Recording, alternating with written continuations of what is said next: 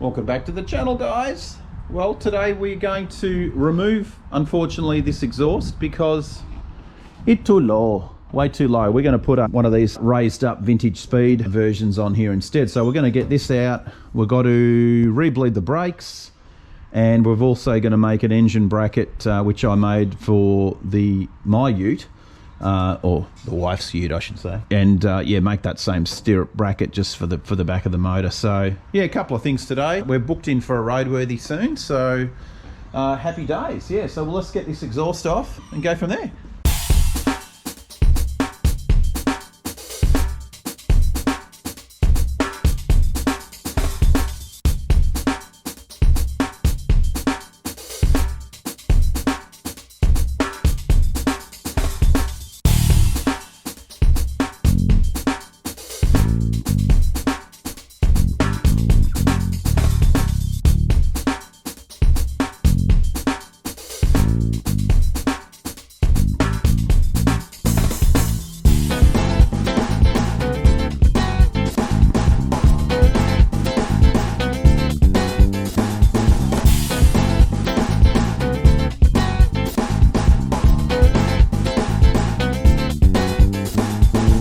Okay, so the exhaust pipe is off, and the next thing we're going to do here is we're going to make one of those rear braces that I made on the ute, as I said before. This one's a bit of a different setup because we've got this external little plate here that has the return oil valve bypass Fetzer valve. Yeah, anyway, so what we've got to do here is we've just got to come up with a similar idea. We've got to put a plate behind this here so it'll clear. And it's just gonna, we're gonna have to just do something like this again, like I did on the other one. Drill a hole in this one first, chop that top section, put that in like that, and then add another little piece across there, and then add another little piece like that. We might do something like that. Doesn't have to be too flash. Look at this jumbled mess of metal. So we've got all sorts. All I've done is just whack that one in with a bolt. And then this one's going to go like that, and that one's going to go like that, there we go. And then TIG the whole thing together, and then we can put the RHS on the bottom of it and do the same mounts that we did on the other ute, and all is good. And we're going to probably round off those little radiuses there, or those little corners with a radius, I should say, on both sides, so we haven't got spiky bits. But yeah, that's going to work. It's got enough room for the hoses to go on and the clamps, and yeah, just the easiest way to do it. We've got some spacing to do behind it here. That just got about a 2mm gap there. We've got to fill that in with a spacer, but all in all, that will work as a rear engine brace as well. So check this out, guys. This is a new cut-off saw for steel called the Slugger. I've got a mate called Slugger. That's funny. How do you tighten this? What do you mean? You lift it up and then turn it, rotate it. Yeah, so fun things, eh? It is a fun. This is a fun toy. It's a very fun toy. So yeah, no spark. Well, minimal sparks, and it cuts absolutely beautiful. You should see the cuts this thing does. Leaves a little bit of swarf everywhere, but that's all right. It's got this special blade on it. And it's about $1,000 for the unit, or 900 and something, 950. But I'll tell you what, it's worth it. It is worth it. 14-inch metal cutter.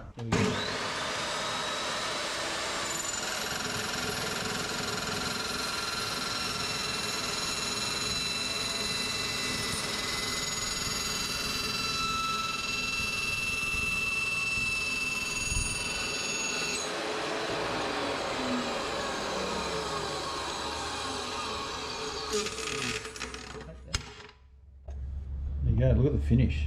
Wow. Yeah, so much fun little piece at the end, that's all right, we can knock that off. Okay, so here's the plate all welded up. Have a look at these beautiful welds, look at that. Looks like tiger stripes. Yeah, no, they're not that good. They're all right. That was a pulse setting on the TIG, and we'll clean all this up. I might even powder coat it, make it look, maybe do like an anodized blue on it. Do you want me to do that first before we put the crossbar on? What's that? Clean these up. it doesn't matter. It's easy on the linish. Yeah, we can linish it fine. So the next stage now is we're going to weld the bar on under here. By rights, we probably should have the exhaust before we do this. Yeah, well, you know it's got to come to here. So yeah, here's the wind you're waiting for. Yeah, we've got a gnarly day today, guys. It's all happening outside, as you can see. Yeah, summer in Australia. What a joke, eh? Well, down south anyway. Good plug for I know. Yeah, Tourism Australia, right? Yes. All right, so yeah, next stage is we're going to get this 25 flat bar RHS, and we're going to work out where we're going to do our little pie cut and put sauce on that pie and eat it. All right, on to it. So same deal as last time. We've just clamped the RHS to the plate just so we can work out the right angles here and work out where we're going to kick this section here up and then go through the bolts for the bumper bar. And obviously that angle is dictated by this angle. So that needs to go like that, and there's the angle we need. So we're going to actually mount these guys in position and then just bring the bar up until it meets that angle on this one here. So there you go. Now these are the German quality rubber mounts for a bay window, and we'll just go and get Scooby's thoughts on these because they are the good quality ones. What do you think? Are they good quality? Do you approve of these ones? Oh, no. Yes? Do you approve? You don't approve. Oh, we're in trouble. I thought there'd be a lick there to say that these are the good ones. So they're not the good ones? All right. Okay, we better toss them away then. We've got a little piece of 32 mil. Is it 32 mil box? So we're 30 mil. Nuts inside, and then we're going to just drill a hole straight under it. And then obviously bevel this up to take it where it's got to go. This thing's moved too, so. Yeah, I know. So here we go. It's not going to touch. No. Okay. Well, you can always trim it back too. Yeah. Sure. All right, so do a couple of holes and we'll go from there.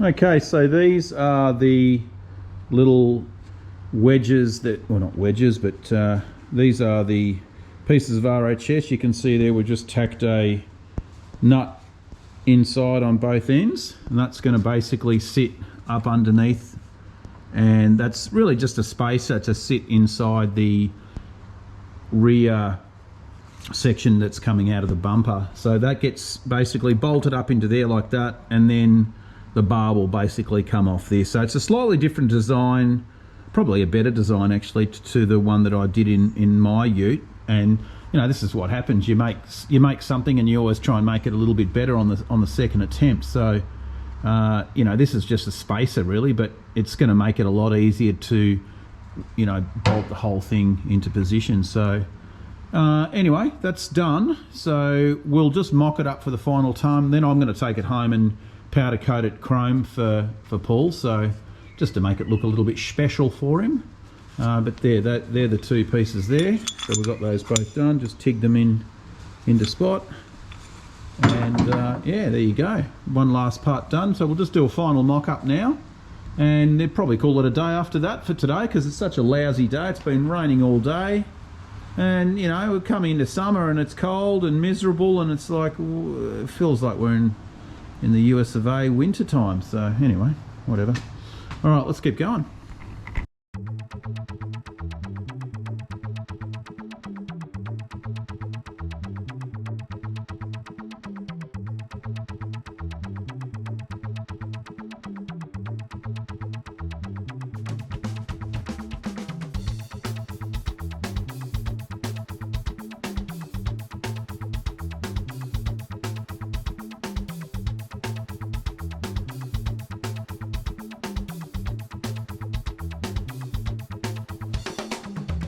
All right, guys, so I think we're going to wrap this one up for today because, you know, it's pretty much done. We've got a bolt for there, and hopefully she lines up, which it does. Yeah, Not?